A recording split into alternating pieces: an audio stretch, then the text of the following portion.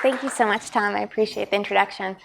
So hello, everyone. I'm incredibly excited to be here. This is my first time at Stanford, so I'm thrilled to share with you a few lessons I've learned. I'd really like to just kind of share my story. I think that it's maybe somewhat non-traditional.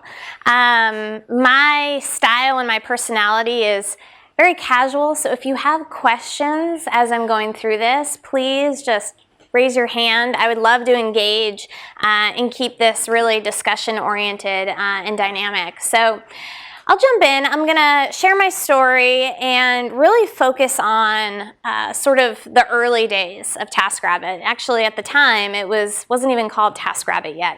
It's called runmyerrand.com, and I'll share that story with you too. But it wasn't until we came out here in 2010, a couple years after I started, that I raised venture capital funding and participated in an incubator program that Facebook Fund was running. Just really took off from there.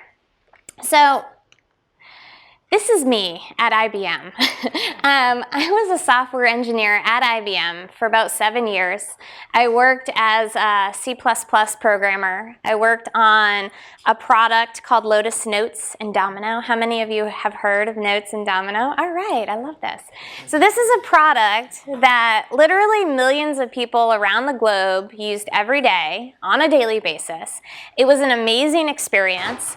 I loved my team. I loved who I worked with. I got to work on really interesting things, but I always felt like I was missing out on something. I felt like there were other skills I had that I wanted to explore and do on a daily basis, and it got really amplified one time a year every year.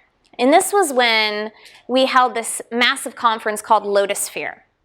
And they would invite customers from all around the globe. It was about 20,000 people, would go down to Orlando, Florida, and IBM would rent out Disney, basically, for the week.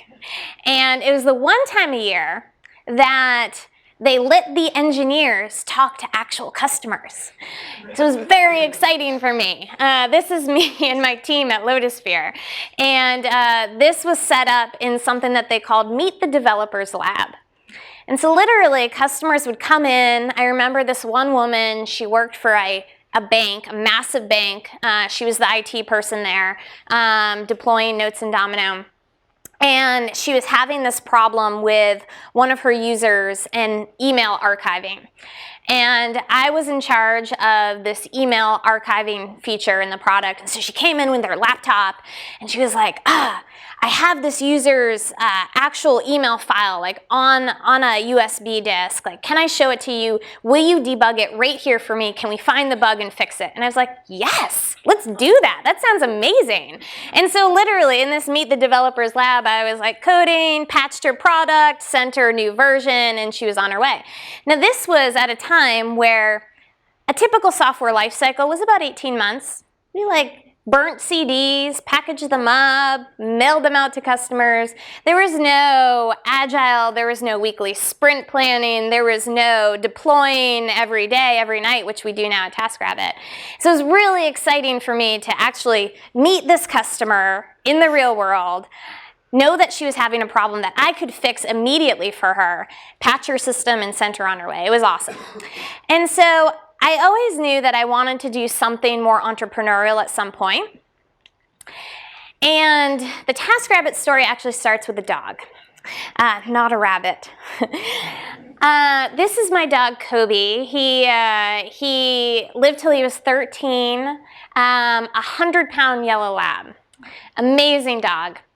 My husband and I were sitting at home one night. We were getting ready to go out to dinner.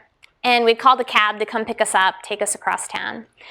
And we were living in Boston at the time. This was about February, I remember, because it was cold and it was snowing outside. And we realized we were out of dog food.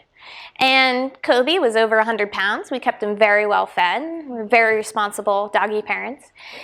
And my husband, Kevin, is also in technology. In fact, as a quick tidbit, we're high school sweethearts, and we would spend Friday nights building computers together. And so we were always involved in technology. I know, it's really geeky, really nerdy. We would go to computer shows and like buy motherboards and like put them together. And so that's how he wooed me. It was very exciting. So Kevin, also in technology, also a total nerd, we'd always have these very geeky conversations in the house. And that cold winter night, it turned into, wouldn't it be nice if there's just a place online we could go, say we needed dog food, name the price we're willing to pay. We're certain that there was someone in our own neighborhood that'd be willing to help us out. Why not, right? There's got to be someone at the store at this very second, and why can't I connect with them? Now, this was February of 2008. Just a few months earlier, the iPhone had come out. All of a sudden, people had these mobile devices on them 24/7. Isn't it funny to think just like 5 or 6 years ago, the iPhone came out?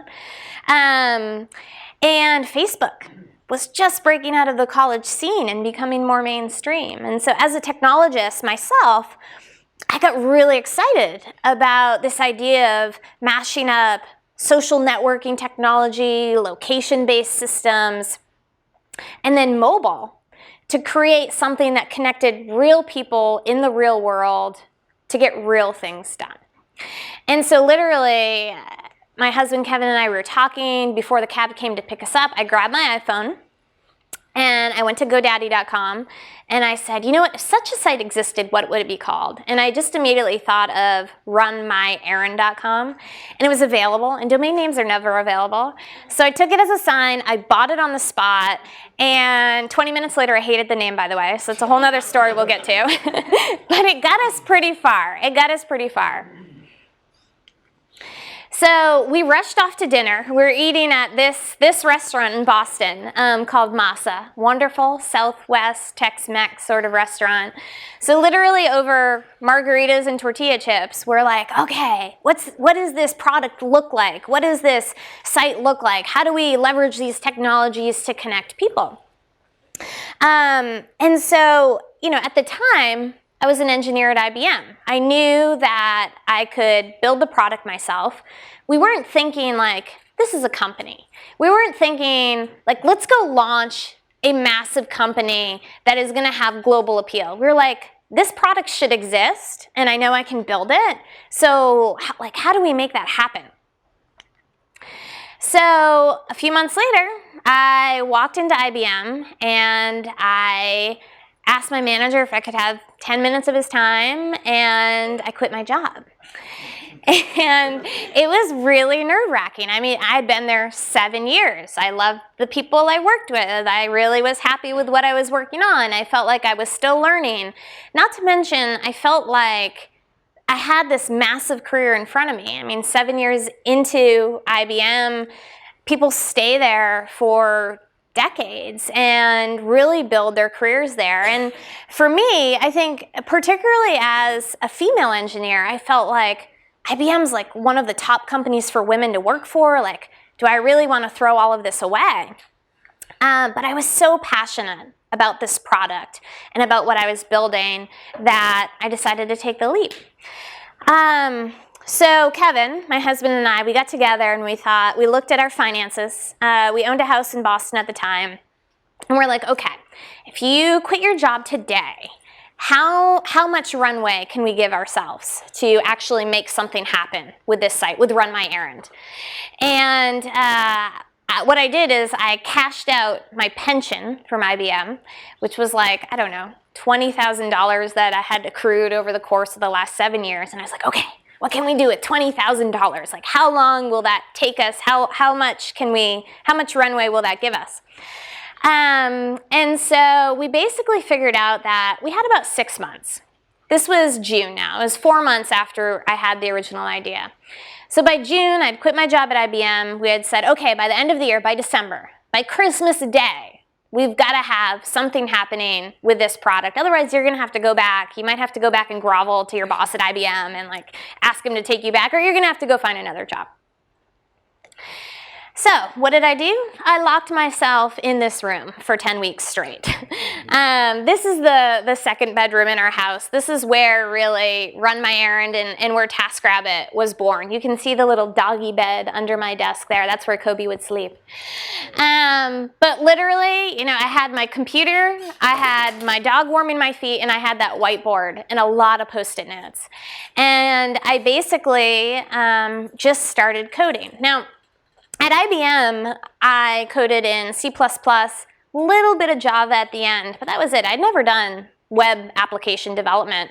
And so I started to research what sort of languages would be interesting to use. At the time, Ruby on Rails was becoming really popular. Literally did a on-LAMP tutorial one weekend and was like, okay, I got this. I'm just gonna start coding away and see what happens. So every morning I would get up, I'd roll out of bed into this room, and I would just get lost in what I was building. And so for about 10 weeks straight, started developing this concept, this minimum viable product, this prototype, I was calling it, for Taskrabbit. I took it out to as many people as I could early on, as many customers as I could.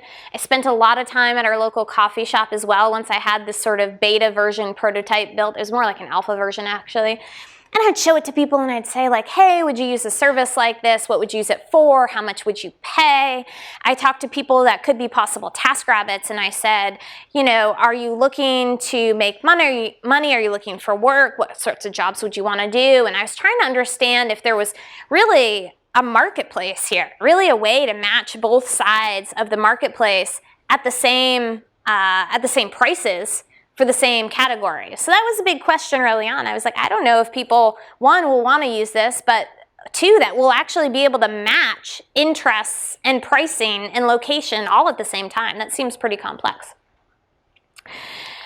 So the first lesson learned really came down to being able to tell everyone I met about the idea. So, you know, sometimes folks say, oh, I was nervous to share my idea with people because I was afraid they were going to steal it.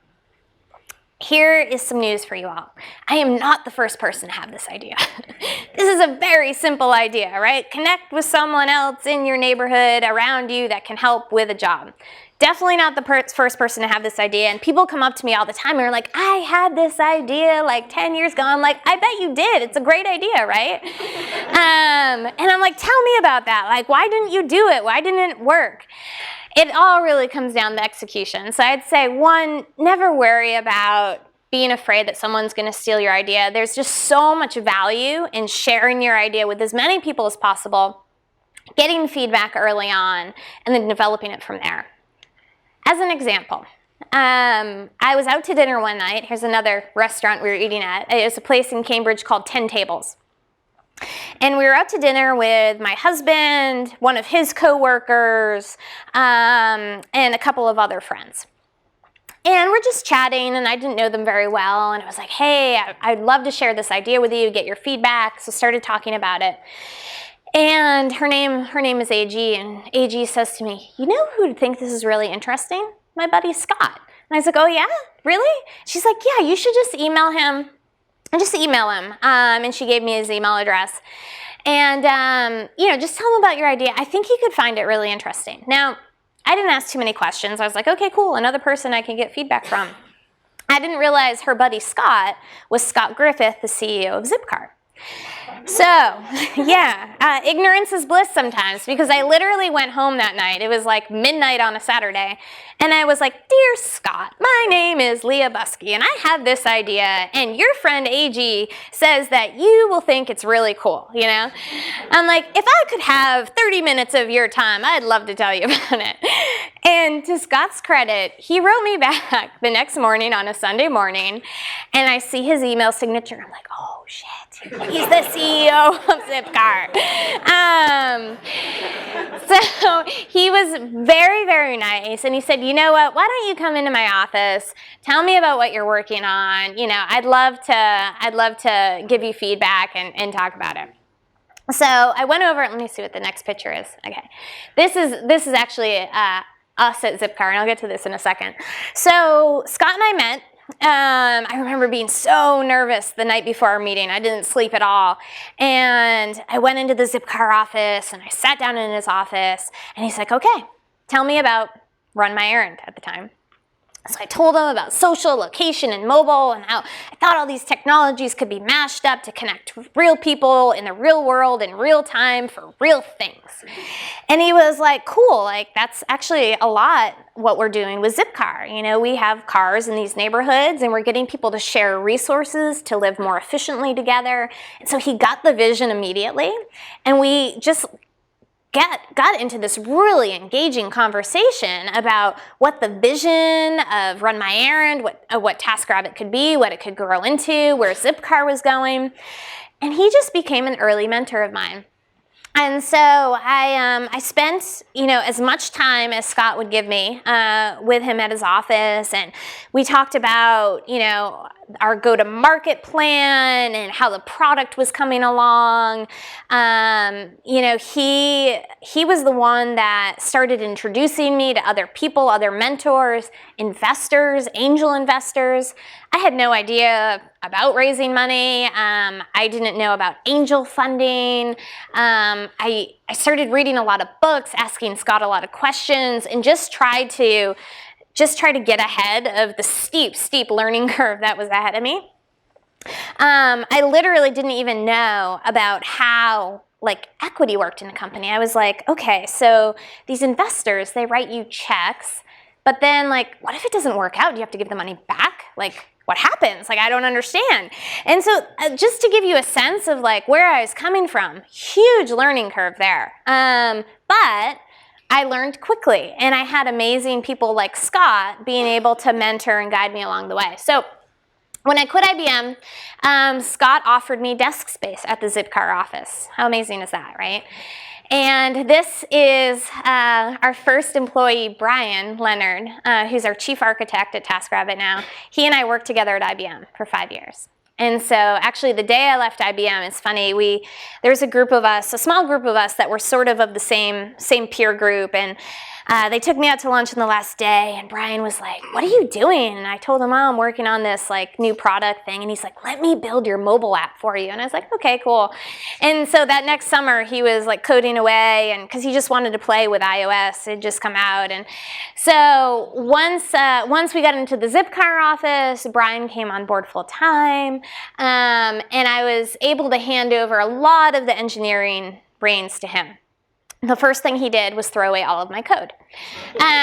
Literally, you can ask him.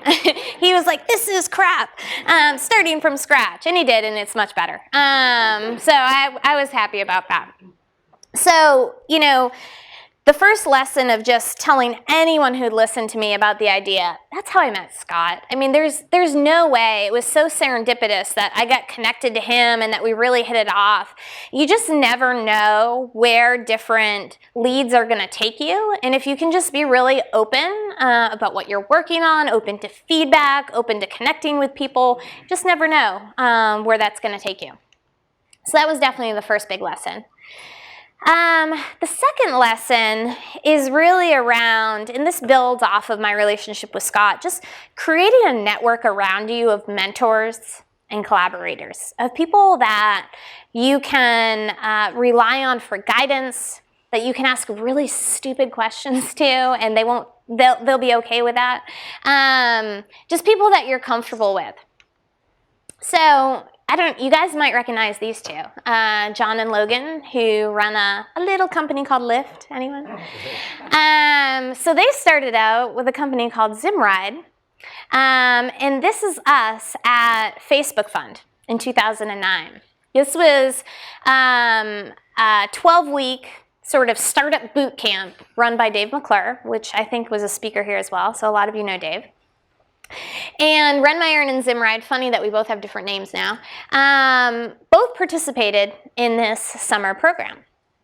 It's funny because at the time, I was still in Boston, I was working out of the Zipcar office, and I had heard about this Facebook Fund program, actually through Scott, and he was telling me about it. He knew about it because he was doing a deal with Zimride. Zipcar and Zimride were doing a deal together. He actually introduced me to John and Logan. John had flown out to the Boston area to wrap up this deal with Zipcar. I met John at the Zipcar office. He and I hit it off. And then all of a sudden, they're telling me, like, you've got to come out here to Facebook Fund. I'll talk to Dave McClure. I'll vouch for you. Like, this will be great. And so, again, like, another just serendipitous connection there. So, Facebook Fund was a great experience because Dave really ran it as a startup boot camp. And I remember day one I walked in. This was my first time on the West Coast at all, ever. I mean, I like stepped off the plane into Palo Alto. I'm like, oh, this is heaven. I love it. It smells like trees and redwoods, and it's so great here. And walked into the Facebook Fund office, which actually was Facebook's first office over in Hamilton Ave in Palo Alto. It was a really cool space. And Dave is like, okay, great. There's like 20 companies here. You all are going to get up and you're going to give us your 5-minute pitch. And I'm like, okay, I got this. Like, Scott had prepped me, coached me. I had been pitching to a few angel investors by that point. And so I was one of maybe the first to get up and go. I wasn't the first. But after every pitch, Dave rated you on a scale of 0 to 10. I know you can imagine where this is going. And so I got up and I gave my pitch and I had it memorized and it was full of all this marketing lingo and I felt really good about it. And Dave's like, that was a 3. He's like, that sucked. He's like, you've got a long way to go. And I'm like, oh my God, I've got so much work to do here. But you know what? The next week I gave the pitch again and it was an 8. And so again, I just learned very quickly and I really appreciated all of the learnings that came out of Facebook Fund, the mentorship that came out there, and the amazing people that I just got to surround myself with and work with, and it really accelerated my growth as well as an entrepreneur, and accelerated Run My Errand's growth as a company, and we're getting close to where it became Taskrabbit actually.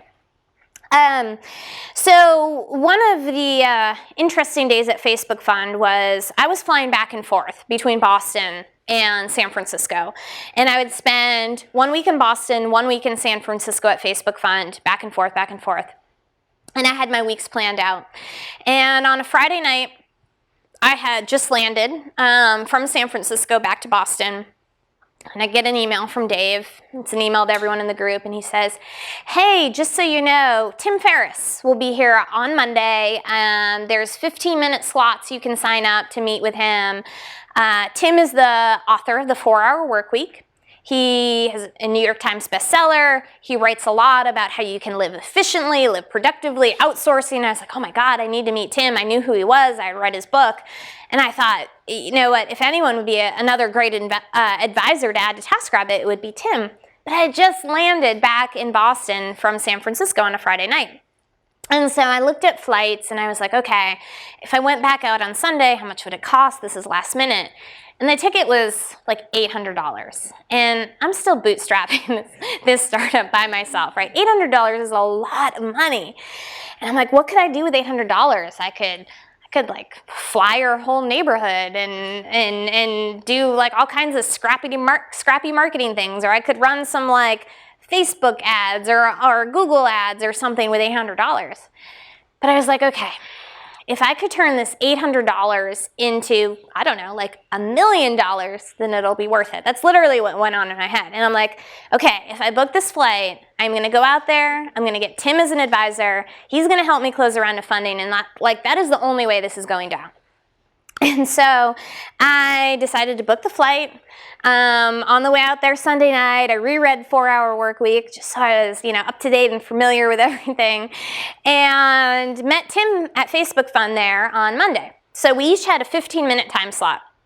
And I was like, okay, my goal is to just get him to agree to a next meeting, because in 15 minutes, I can't really convince him that he would be the perfect advisor to me and to run my errand.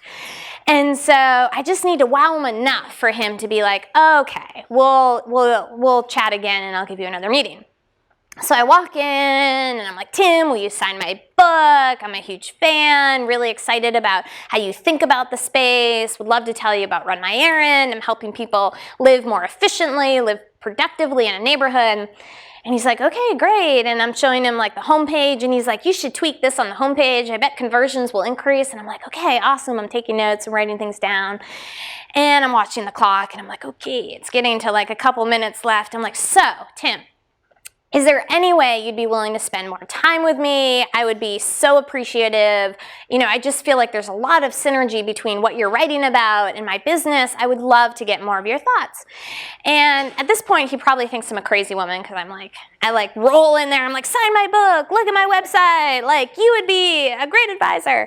And he hesitated, and he's like, okay. He's like, email my assistant, and we'll see if we can set something up.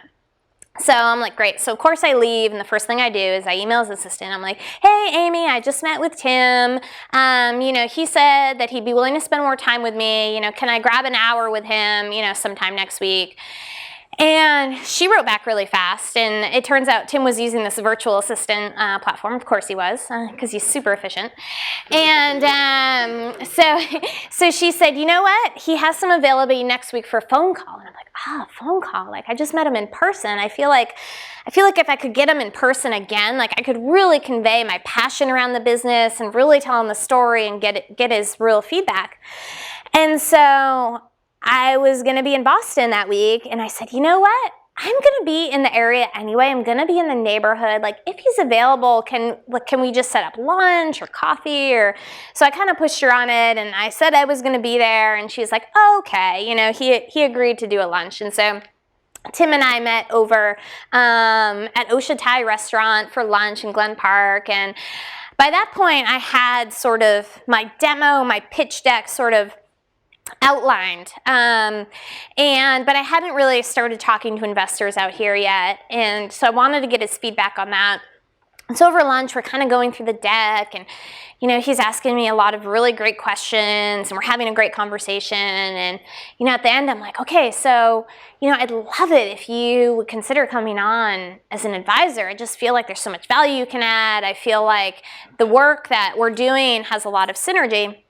And he was like, all right, let's do it. And I was like, okay, this is step one to the $1 million prize. And so the first thing he did was send out a couple emails to a few friends of his that were investors.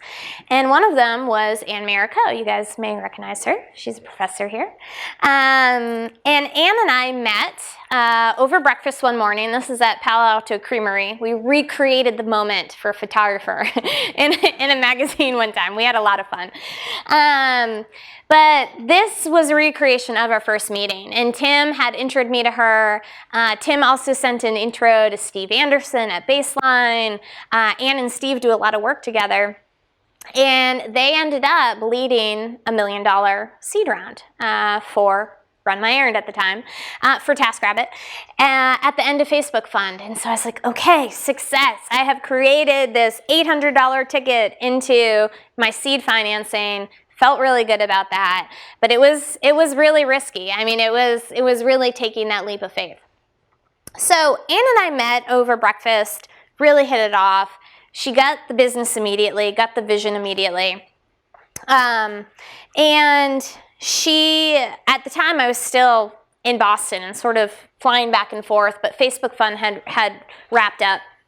The last time I flew back, the last week of Facebook Fund, I said to my husband, I said, all right, I think we should sell the house. I think you need to quit your job. I think we should move west.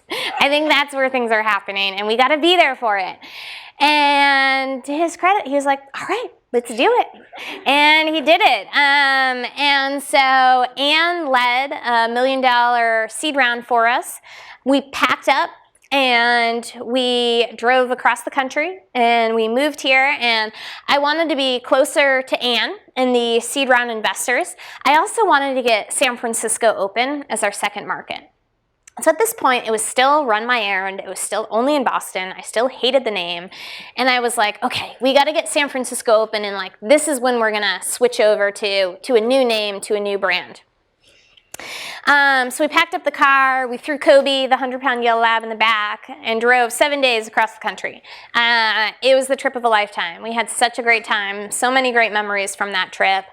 And we got here to the Bay Area, and we set up an office in Soma. And this is Kobe at our first office space here in San Francisco. So how did we go from Run My Errand to Taskrabbit? So basically, I knew that the name Run My Errand would only take us so far, and I felt like it was great because it really expressed what the site was at the time. Like, I needed dog food, I needed someone to run my errand, and they did it, and it all made sense. But I felt like as we built out the product and we got it launched in Boston, we're starting to realize that, like, this actually was a big business. This actually was a company. This was actually something that people around the globe had started emailing us about and were really excited about. And then I thought, you know, this name Run My Errand, it's only going to take us so far. It's such a small sliver of the vision for the company at this point. And I also felt like it was a little demeaning, like Run My Errand just felt like a command, and I really didn't want it to feel that way. I wanted it to feel like this community, this network, this neighborhood feel. And so we came up with hundreds and hundreds of names, just like so many names. It was such a grueling exercise. We had like naming parties at our house, and we like brought our friends over, and we had like pizza and beer, and we're like, come up with names. Really bad ones we came up with were, Could You? I don't even know how you spell that. Taskrabbit was like in the mix. There was another one that was like Blue Crew. I don't know. And at the time it was like Sears was running those commercials with like the Blue Crew, and there was like this service thing. I don't know. So there were some really bad ones. But there were also some really good ones. We came up with this top 5 list, and Taskrabbit was not my first choice, actually. It didn't really resonate with me. I was not sold on it. My first choice was Red Rover. We'll send someone right over. It had like the dog theme. I fell in love with that name. But what we did to decide is at that point we're live in Boston for about a year now. Like, we had a pretty good community of people utilizing the service. And we asked them, we said, okay, if you could rename and rebrand this service, like, which name would you vote on? And we had the names. We had sort of placeholder logos so people could visualize the way we're thinking about the brand, and like little taglines too. And Taskrabbit just was like a runaway success in that poll. Like, everybody loved the name Taskrabbit. That, and I could not get the domain name for Red Rover. This woman in New York owns it. She makes dog collars, and she like would not sell it to me. So I was like, okay, everybody loves Taskrabbit anyway, so I'm just gonna focus on that. We literally, I think we like spent $700 on it, and bought the domain, rebranded the whole site. So this was, remember I told you Brian threw away all my code. He started from scratch, and he started building up what would then become Taskrabbit. And we got that site launched in San Francisco. At the same time, we switched the brand in Boston, so now we're live in 2 cities under this new name, new product, and this ended up being by like the summer of 2010. So the timeline here is left IBM, June 2008, almost decided to close up shop by the end of that year because we hadn't raised money yet, but decided to do Facebook Fund Incubator Program in the summer of 2009. That took us to the end of raising the seed round with Ann. And then by the following summer, we got out here to the Bay Area finally and got San Francisco launched as our second market. So the importance of just surrounding yourself with amazing advisors and mentors, people that can help you along the way, people that can be a sounding board, for me was what made or broke the company in the early days. Having Scott involved, having Tim involved. Funny story about Michael Eisner getting involved. He saw a segment that we ran on Diane Sawyer's World News Tonight, And that team had approached us and were like, we heard you're doing really interesting things with Taskrabbits and you're fixing the unemployment problem. And so they ran this whole segment on us. Michael Eisner saw it. His team called us and was like, we want to help. What can we do? And I was like, Michael Eisner. Like, anyone remember the Disney Sunday night movie? I don't know. I love, okay, maybe it's a different age group, but I remember watching Michael Eisner on Sunday nights, and he was like friends with Mickey Mouse. Like, this guy was my hero. And so we got him involved in 2011. And he and his team have been an awesome help for us down in the LA area as well. So I wanted to talk a little bit about out of all the things I've had to learn, from raising money to marketing to product design, engineering, teaching myself Ruby on Rails, I've got to say the hardest one for me, and I think one of the most important ones, is like just building the right team. Just finding great people that you want to work with, that are smarter than you, that can take the concept to a whole nother level.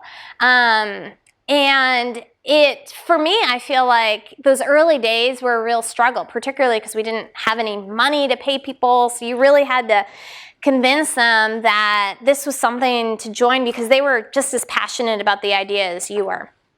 Over time, we've been able to build such an incredible team. But some of those key team members, and this is our COO, Stacy, right here, took a really long time to actually meet and get involved in the company. So I'll tell you a little bit about Stacy. She worked at Google for 12 years, and we were running a COO search. And I had met Stacy about a year, 18 months before she came on board to Taskrabbit. And I met her like 5 weeks after she had her first baby. And at the time, I was just meeting awesome people, trying to build out the team. She had just had her sweet baby Emma and was like, this is not a good time for me, but like, I really like what you're doing. Let's stay in touch. We stayed in touch for a year and a half. Finally, the timing was right. She came on board at Taskrabbit as our COO, and that partnership between Stacy and I has just been awesome. I wanted to find someone that was just as passionate about the business pieces, the scale pieces, the operational pieces as I am about engineering and product and design. And so the partnership that we've built has been such a great balance. But again, you just never know where those relationships, where those connections are going to take you. And it literally was a year and a half before the timing was right to get Stacy on board and to have her come work with us at Taskrabbit. But it's been an amazing partnership. So the last lesson learned is, and this may seem obvious, but I think for me, because I started from a place where it was just like, I wasn't looking to build a company. I just was really passionate about this product. I wanted to get it out in the market. I felt like there's a lot of people that could use it and it could be helpful. You have to be so passionate about what you're doing and love what you do every day, because there's so many ups and downs and crazy things you have to learn and do. You know, people think startups are so glamorous, and it's just like, oh my God, it is not glamorous at all. It is just grueling. But if you love what you do, if you're passionate about what you do, it makes it all worth it. For me, I knew that we were on to something massive when I heard this story from our community, and this happened pretty early on. There's a mom, we were only launched in 2 cities, and there's a mom here in San Francisco, and she has a 20-year-old son living in Boston, and those are the only 2 cities we were launched in at the time. And unfortunately, her son, 20 years old, was going through chemotherapy treatment at Mass General Hospital. And she is a librarian here. She didn't have the money, the budget to fly out there to be with him throughout his treatment. So she went on to Taskrabbit. She found someone that could go visit her son every day in the hospital for a week, bring him a healthy meal, a cozy blanket, sit with him for 30 minutes every single day, and then call her afterwards and just give her the update, like, how is he really doing? The person that picked up the job in Boston was actually another mom. And the bond that these two moms formed across the country was incredible. And I realized that what we had built wasn't just about getting dog food. It wasn't just about running errands. We were actually redefining who your neighbors are, who you can rely on. And so when stories like that come through, you love what you do. You realize the impact that you're having. And it doesn't matter the tough day that you've had, or that next round of funding that you're not sure you're going to get. It's like, this is why you do it. This is what makes it all worth it. Another quick story that's one of my favorites, and because I'm clearly a dog person, I have to end on the dog note. There is a visually impaired person living in Boston, and she needed someone to walk her service dog for her, just like get her some extra exercise. And so there's a Taskrabbit that goes every day and walks the service dog for her for an hour, gets him out, gets some fresh air, and brings him back to her every single day. And so it's, again, stories like this that you just realize the platform that you've built, the company that you've stumbled on and discovered and created is actually impacting people around the globe in a way that you only hoped was possible, and it is. So the thing that I'll leave you with, and then I'm happy to just dive into any areas or answer any questions, is, I think that because I wasn't looking to start a company, I felt like this idea I had for Taskrabbit that so many other people had before me. Again, I wasn't the first one to have this idea. It really was a discovery. It really was a creative process of asking the right questions, of understanding where the pain points are for the user, how we can make these connections through technology to connect real people in the real world in real time.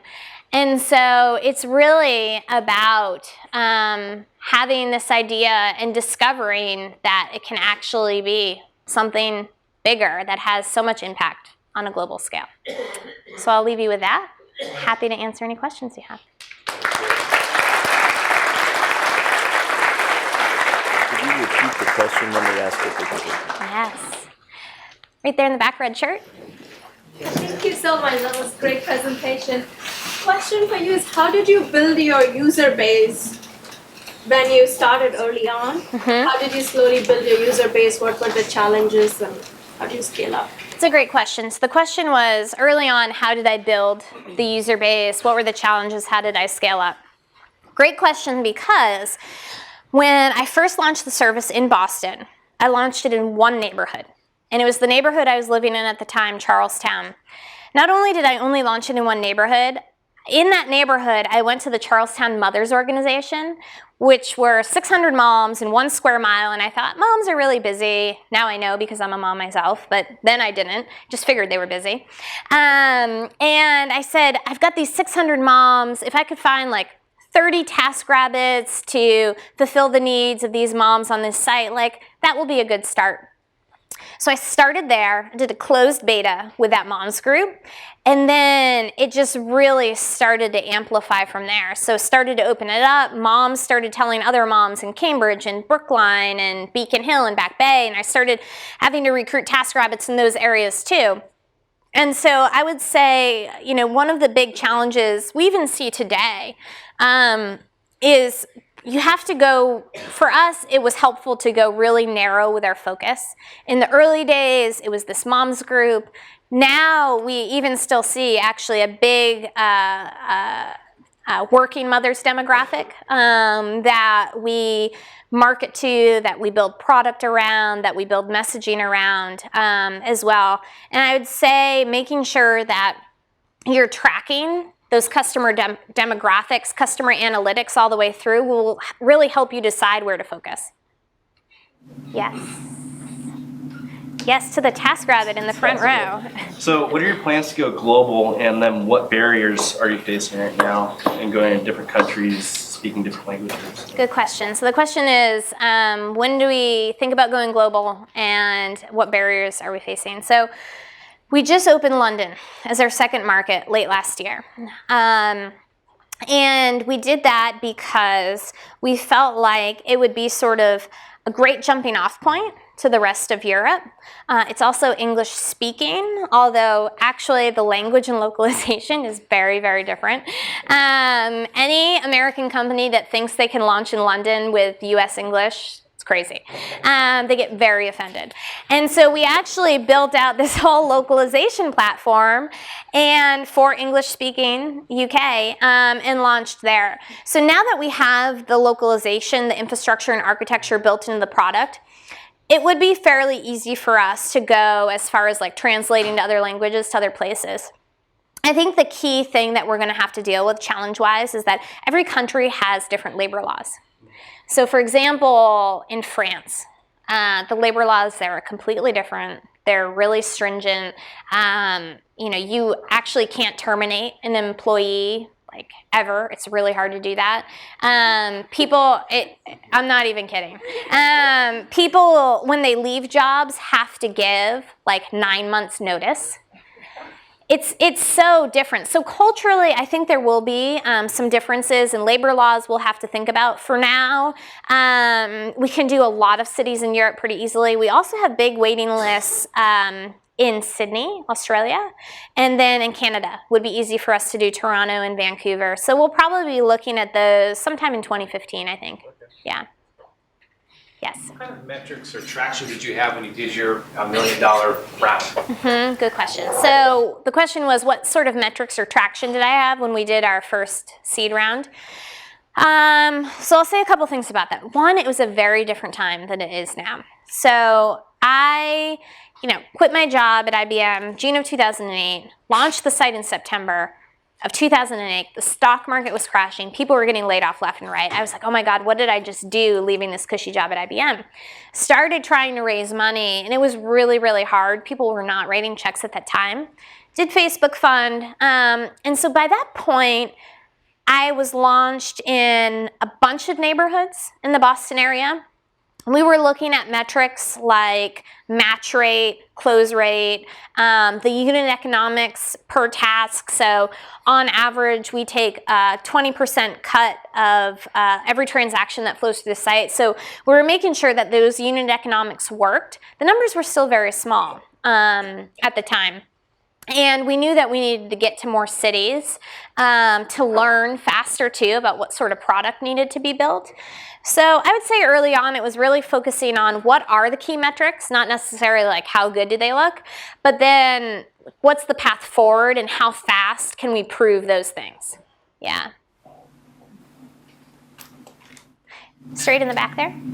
I was wondering that this morning in the New York Times there was an article about Instacart, and it had two main points. One was that Instacart is another one. It's an online grocery shopping. It's similar to Taskrabbit, but it is specializing in grocery shopping. And I'm wondering, to what degree, to what extent do you think that the market has all these different little niches where you can have ride sharing, you can be sending out people to do your grocery shopping. There can be a separate company for sending out people to do your laundry. Yeah. Or do you see Taskrabbit as, you think we're going to outcompete these guys? We are kind of the umbrella company for this. And then the other point that the article had was that these companies are offering a solution, like you said, to the unemployment problem. They're creating a new section, a new class of jobs, essentially. And I'm wondering, again, to what degree do you believe that that's really true and will actually end up becoming a full employment pool? Yeah.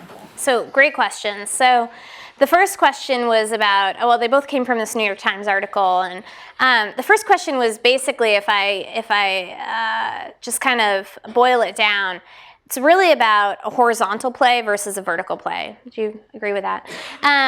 So this is something that we debate all the time. And there are these vertical players that have popped up in grocery delivery and house cleaning and certain verticals in certain spaces. And it's kind of like, are you going to have an app on your phone for 10 different things? Or are you going to create the brand and the platform that people go to whenever they need anything done? Our approach has always been this horizontal play. I think what we've learned is that we're really good at things around the home, and that these home services categories are definitely something that the majority of people are posting, so it's high volume for us already, that our TaskRabbits really enjoy doing, so we have the supply side of the marketplace sort of locked down in those categories as well. So I think that you'll see us start to focus in and around the home, but I believe that the opportunity and the power is in building a horizontal platform that can service a lot of different types of categories. I mean, I can see us down the road in the future sort of moving up the chain, even into more professional services, skill-based services. To me, that's the interesting piece. And I think it's because, you know, I started with sort of a product mindset of I wanted to solve this pain point and this problem. I didn't want to create a dog food delivery company, you know? And so for me, the opportunity is in having the impact that we see that we're having, you know, with the 2 moms, with the service dog. And so that's the company that we're building and that we're excited about. The second question was around input. Yes. So that is a very real thing. So the question is, like, are we really helping the unemployment percentages? And the truth is, yes, we are. So we have right now 30,000 TaskRabbits across the country that are active. I mean, how many companies, let alone startups, can say, like, they found work for 30,000 people in the last 5 years? Like, that's huge. Out of that group, 10% of them are doing this full time. They're making all of their income from TaskRabbit. They're cashing out something like $5,000 a month. They're doing 2 to 3 jobs a day. 75% of the community relies on TaskRabbit in some way to make their monthly income. So it is a very real problem that we're solving. One of the little tidbits I'll say too is early on in Boston, I thought, Boston's a great college town. We're going to get all these college students that want to become TaskRabbits, that want to make money. But that actually was my first big learning, because that was never the case. We had such a wide variety of people that wanted to become TaskRabbits, that wanted to become involved in the community.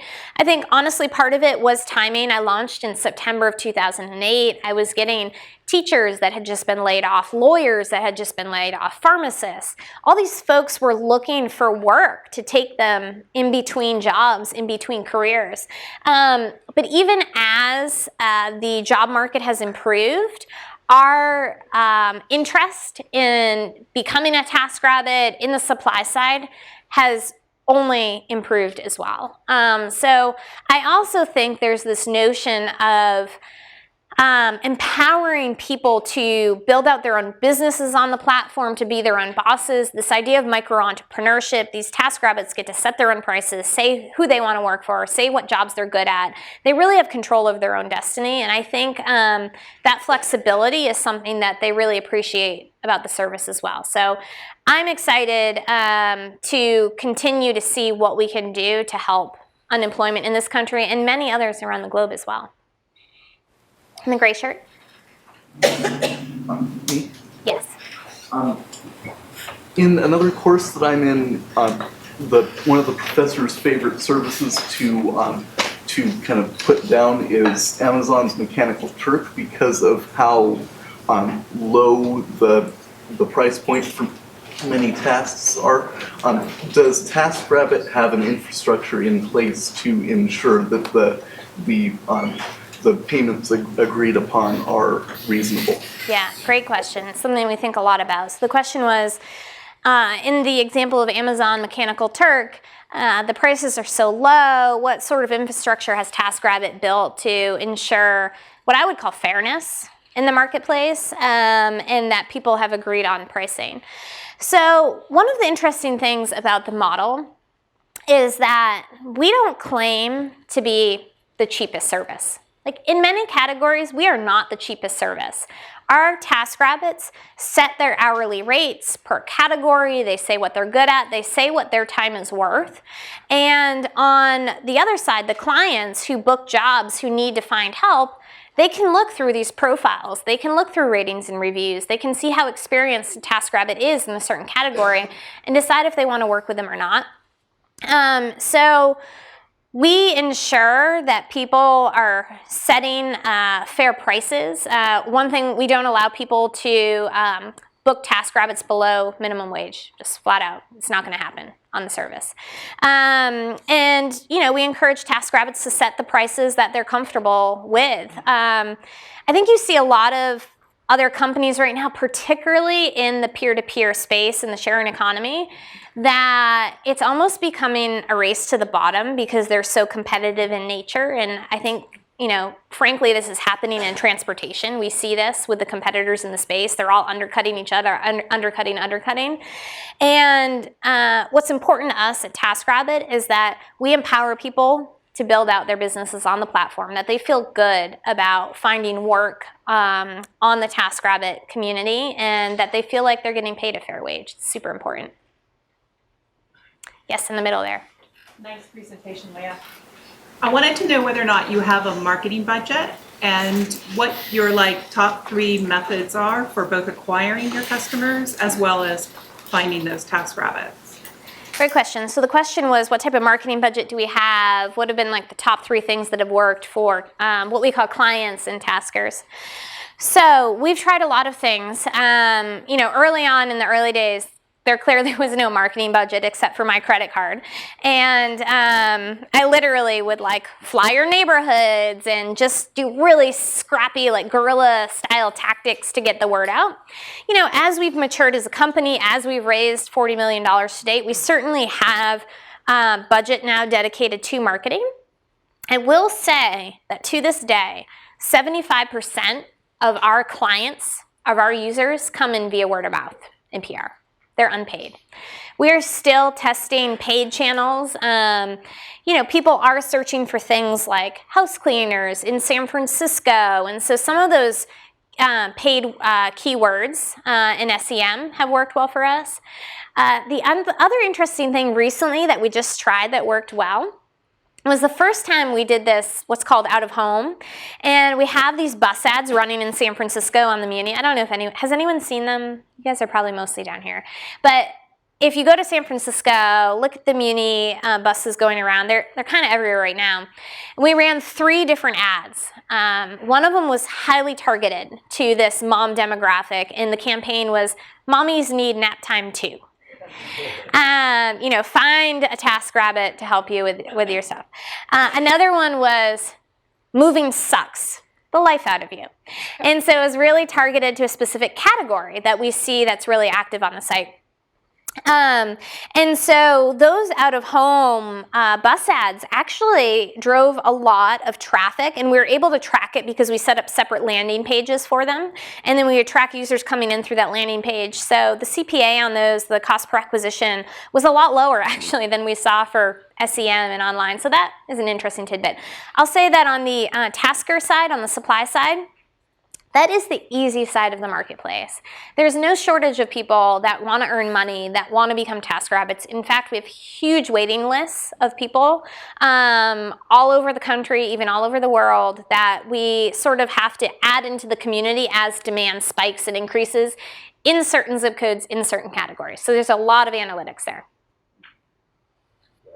Green, What sure. do you do in crime prevention? Someone gets into a house. What was the question? Prevention, crime prevention. Okay, great question. So what do we do for crime prevention? So from the very beginning, even when it was just me in that second bedroom of my house, one of the first things I did was think about this. And the peer-to-peer economy hadn't even started yet, but I knew that trust and safety and a really strong vetting platform was going to be super important. And so even back in those days, 100% of the TaskRabbits that were part of the community went through background check.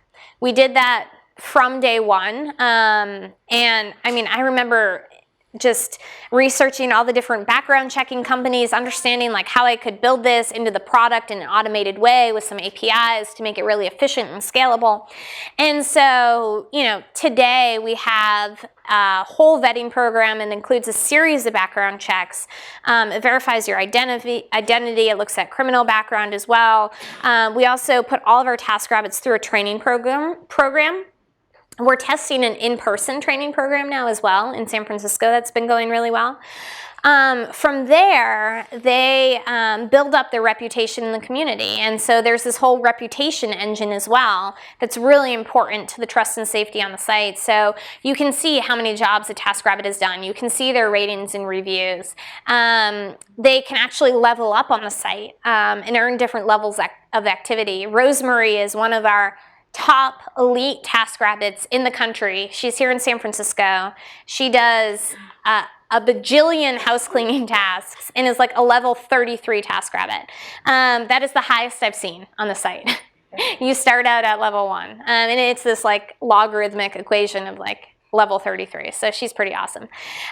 So yeah, since day one, that's been super important. And I think any of these peer-to-peer marketplace companies, it's just something that's table stakes now that you have to get right, and you have to be thinking about. Thank you. Very nice.